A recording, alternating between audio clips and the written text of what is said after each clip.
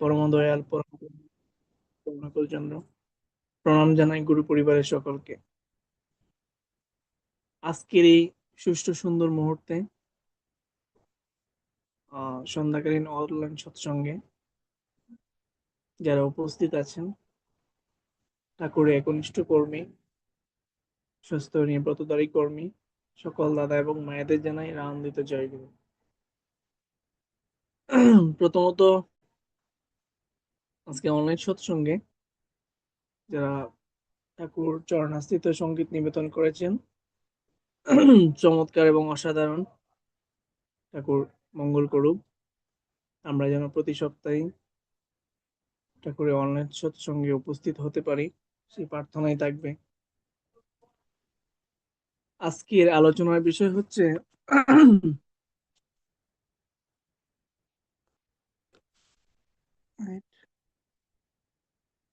বর্তমান বর্তমান যশ ইত্যাদি পাওয়ার আশায় আমাকে ঠাকুর সাজিয়ে ভক্ত হয় না। এটা আসলে সত্যানুসরণের প্রথম লাইনে। বিষয়টা হচ্ছে আসলে আলোচনাটা যতটা সহজ মনে হয়, বাস্তব জীবনে নিজের মধ্যে প্রয়োগ করা তার চেয়ে অনেক কঠিন। ঠাকুরের প্রত্যেকটা বাণী খুব সহজ বাণী লিপিবদ্ধ করে গেছেন আমাদের জন্য। আহ যদিও উনি খুব সহজ ভাষায় লিখে গেছেন, তারপরও আমাদের ব্যক্তিগত জীবনে এই বাণীগুলো প্রয়োগ করা খুবই কঠিন। কারণ মানুষ হিসেবে মানুষের মধ্যে যে গুণাগুণ থাকা প্রয়োজন, তার 50% বা তার চেয়ে বেশি নেগেটিভ থিওরিটাই কাজ করে বেশি আর কি। যেমন আজকের যে আলোচনার বিষয় অর্থমান যশ, মানব জীবনে প্রত্যেক ব্যক্তি চায় যে আমার পর্যাপ্ত পরিমাণ অর্থ হোক, আমার নাম হোক, আমার যশ হোক। এসে মানুষ হিসেবে একজন মানুষের এটা চাওয়া থাকতেই পারে। যেমন আমার ক্ষেত্রে আমি যদি উদাহরণ দেই, আমি আজকে ঠাকুর পরিবারের সন্তান না, আমি ঠাকুরের দীক্ষা নিলাম না, আমি ঠাকুর পরিবারের কোনো সদস্য না, একদম স্বাভাবিক মানুষজনের মতো আমি একজন। তখন আমার মধ্যে কিন্তু ওই বাণীটা কাজ করবে যে আমার প্রচুর অর্থ উপার্জন করতে হবে, প্রচুর নাম উপার্জন করতে হবে, প্রচুর যশ উপার্জন করতে হবে। এটা আসলে বাস্তব। কারণ প্রত্যেকটা মানুষই এর পিছনেই ছুটছে, এর পিছনেই ছুটাটা আহ, সবার ক্ষেত্রেই প্রযোজ্য। কিন্তু যখন আমি ওইখান থেকে ডাইভার্ট হয়ে ঠাকুর পরিবারের সাথে সংশ্লিষ্ট হলাম, তখন আমি বুঝতে পারলাম যে এতদিন যা বুঝতাম বা এতদিন যে বিষয়টা নিয়ে আমি আহ সামনের দিকে এগিয়ে যাচ্ছি, ঠিক সেম বিষয়টা এ ঠাকুরে খুব আহ পজিটিভলি আমাদেরকে বুঝিয়েছেন, বিশেষ করে আমাকে বুঝিয়েছেন। আমাকে দিয়ে উদাহরণ দেই। আহ, ছোট্ট একটা বিষয়, যদিও আজকে অনেকদিন পর আমার এক গুরু প্রাতাই এই আলোচনাটা, মানে এই বাণী মানে এই আলোচনার প্রেক্ষিতেই, এই বাণীর প্রেক্ষিতে একটু ছোট্ট উদাহরণ দিয়েছিলেন। এক ব্যক্তি, মেবি ভারতেরই হবে, ভারতবর্ষেরই হবে, ঠাকুরের খুব কাছের, ঠাকুর ঠাকুর পরিবারের খুব কাছের একজন ব্যক্তি। তো উনি প্রায় সময় ঠাকুরের কাছে ওইটাই প্রার্থনা করতেন যে ঠাকুর আমার অনেক যশ হোক, আমার অর্থ হোক, আমার মান হোক, আমার স্টাবলিশ যেন প্রত্যেকের মুখে মুখে থাকে, আমি ওইটাই চাই। তো ঠাকুর প্রায় সময় ওনাকে বুঝাইতেন যে আসলে এই জিনিসগুলো মানব জীবনে খুবই প্রয়োজন, তবে সর্বক্ষেত্রে সেটা তুচ্ছ, একমাত্র ঠাকুর পরিবারের ক্ষেত্রে, ঠাকুরের সান্নিধ্যে আসলে। তো তুই যদি ওইগুলোর আশায় আমাকে ঠাকুর সাজাস, তাহলে জীবনে ঠকবি। তো বলছে ঠাকুর ঠকাঠকি এত কিছু বুঝি না, আমার অর্থমান যশ লাগবেই, এত কিছু বোঝার আমার সময় নেই। তো যাই হোক, ওনারই প্রেক্ষিতে ঠাকুর ওনাকে যথেষ্ট পরিমাণ চলার ক্ষেত্রে অর্থ, মান, যশ সবকিছু উজাড় করে দিলেন, দুই হাতে একদম উজাড় করে দিলেন। আচ্ছা, তো ঠাকুরের প্রতি সে যথেষ্ট খুশি, কারণ তার যেটা চাওয়া ছিল, তার যেটা পাওয়া ছিল, সে সেটা পূর্ণতা পেল। তো যখন অর্থ, মান এবং যশ ছিল না, যতটুকু মানব জীবনে থাকার প্রয়োজন ঠিক ততটুকু যখন ছিল, তখন কিন্তু ঠিকই সকালবেলা স্থবিতি, সন্ধ্যাবেলা প্রার্থনা, ঠাকুরের মন্দিরে আসা যাওয়া এবং ঠাকুরের সৎসঙ্গের সাথে সে যুক্ত ছিল। কিন্তু যখন তার অর্থ দ্বিগুণ থেকে দ্বিগুণ, মান দ্বিগুণ থেকে দ্বিগুণ, যশ দ্বিগুণ থেকে দ্বিগুণ বেড়ে গেল, তখন টাইমিং পারপাসে উনি সেই সময়টার থেকে ডাইভার্ট হয়ে গেলেন।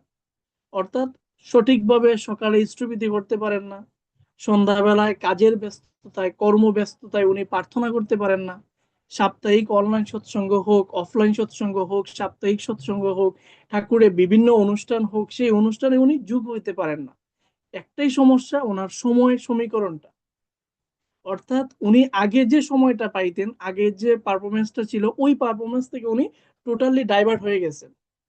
উনি চাইলেও ওই দিকে যাইতে পারতেছেন না, যে আমি সকালবেলা স্থবিতি করব, সময়ের উপযোগী হয় না, সন্ধ্যাবেলায় প্রার্থনা করব, তাও হয় না, ঠাকুরের বিভিন্ন কাজে নিয়োজিত থাকবো, তাও হচ্ছে না।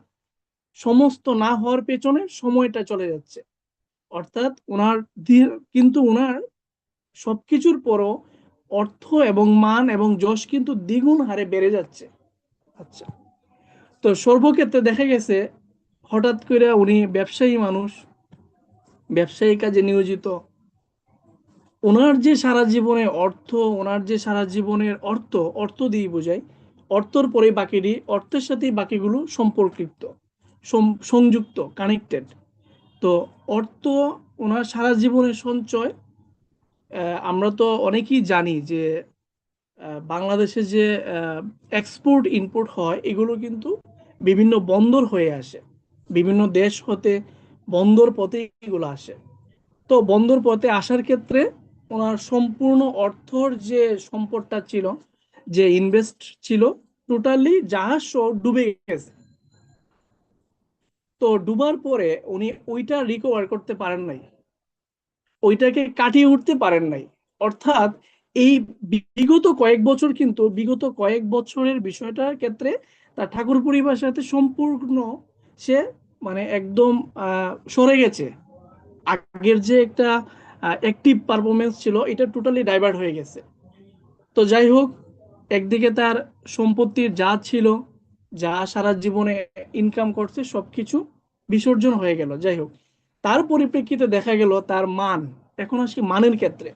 অর্থ যখন মানুষের জীবন থেকে চলে যায়, তখন ধীরে ধীরে তার মানও কমে গেছে, সমাজে, পরিবারে, পরিবেশে, আন্তর্জাতিকভাবেই হোক আর দেশীয়ভাবেই হোক, তার মানটা অনেকটা কমে গেছে। তার পাশাপাশি তার যশটা কমে গেল। আগে যে সাহেব বলতেন, এখন সে সাহেবও বলেন না। আগে যে অফিসারের পিয়নও তাকে সালাম দিতেন, এখন প্রয়োজন বোধে পিয়নও তাকে সালাম দেন না, উল্টা বলেন যে সে একদম পথের ফকির হয়ে গেছে। যাই হোক, ওর প্রেক্ষিতে পারিবারিক সুখের কারণে এই যে এত কিছু হয়ে গেল, এটা একটা সুখ আছে। এই সুখের কারণে, অর্থাৎ হ্যাপির যে সুখটা, এটা না, স্যাডের যে সুখটা, ওই সুখের কারণে তার পরিবার থেকে তার সহধর্মিণীও চলে গেল। যাই হোক, চলে যাওয়ারটা ক্ষেত্রে একদম টোটালি পৃথিবী থেকে চলে গেল। এরই প্রেক্ষিতে তার মা বাবাও ধীরে ধীরে ওইভাবেই ডাইভার্ট হয়ে গেল। তার প্রেক্ষিতে তার সন্তানি যা ছিল, সবাই ধীরে ধীরে একদম শেষ হয়ে গেল। ঈশ্বর না করুক কারোর প্রতি, বলতে আসলে অনেকটাই খারাপ লাগে। এখন সে বর্তমানে একদম একা। তো একা ক্ষেত্রে একদিকে তার অর্থ নেই, একদিকে তার মান নেই, একদিকে তার যশ নেই, একদিকে তার ফ্যামিলিও নেই। ওই ক্ষেত্রে সে কি করবে? কিন্তু ঠাকুর তো আহ অনেক উদার মনের মানুষ, উদার মনের মানব, মানে পরম পুরুষ, পরম প্রেমময়। তো উনার চরণাস্থিতে সবারই ঠাঁই আছে, একদম নিচু থেকে শুরু করে উচ্চ পদস্থ থেকে শুরু করে নিচু পর্যন্ত সবারই ওনার চরণ ধুলিতে স্থায়ী, মানে ঠাঁই আছে। ভালো মানুষ হোক, পাগল মানুষ হোক, কুৎসিত মানুষ হোক, সুন্দর মানুষ হোক, সকল ক্ষেত্রেই ওনার চরণাস্থিত স্থায়ী আছে। তো উনি মোটামুটি একদম অ্যাবনর্মাল হয়ে গেছেন, চুল টুল লম্বা, দাড়ি টাড়ি লম্বা, এলোপাতাড়ি পোশাক, এরকম চাকচিক্য পোশাক বিহীন ওই সে ঠাকুর মন্দিরে ঠাকুরের কাছে গেলেন। তো গিয়ে বলতেছেন, ঠাকুর আমাকে কি মানে চেনা যাচ্ছে আপনাকে, বা আমাকে কি আপনি চিনতে পারতেছেন?